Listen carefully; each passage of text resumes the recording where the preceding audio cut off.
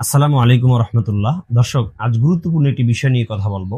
স্বপ্ন সংশ্লিষ্ট অনেকগুলো বিষয় নিয়ে আমরা ইতিমধ্যে কথা বলেছি। বিশেষ করে আজকে যে বিষয়টা কথা বলবো সেটা হলো কখন স্বপ্ন দেখলে বাস্তব হয় না।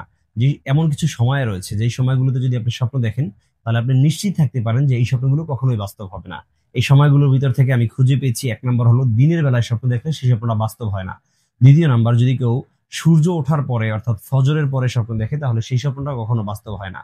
তৃতীয় নাম্বার হলো যদি কেউ ক্লান্ত শরীর নিয়ে ঘুমিয়ে থাকে, অর্থাৎ সারাদিন কঠোর পরিশ্রম করেছে, কাজবাজ করেছে, অথবা দীর্ঘ জার্নির পরে সফরের পরে সে ঘুমিয়ে গেছে, এই ক্লান্ত শরীর নিয়ে যদি কেউ স্বপ্ন দেখে তাহলে সেই স্বপ্নটা কখনো বাস্তব হয় না।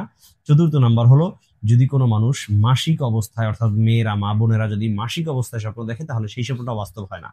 তাহলে মোট চারটি সময় পেলাম, যে চারটি সময় স্বপ্ন দেখলে কখনোই স্বপ্ন বাস্তব হয় না। এই সময় আপনি যতই ভয়ঙ্কর স্বপ্ন দেখেন, খারাপ স্বপ্ন, অশুভকর স্বপ্ন দেখেন, কোনো চিন্তার কারণ নাই, ডিপ্রেশনে ভুগবেন না, কারণ এই স্বপ্ন কখনোই বাস্তব হতে পারে না।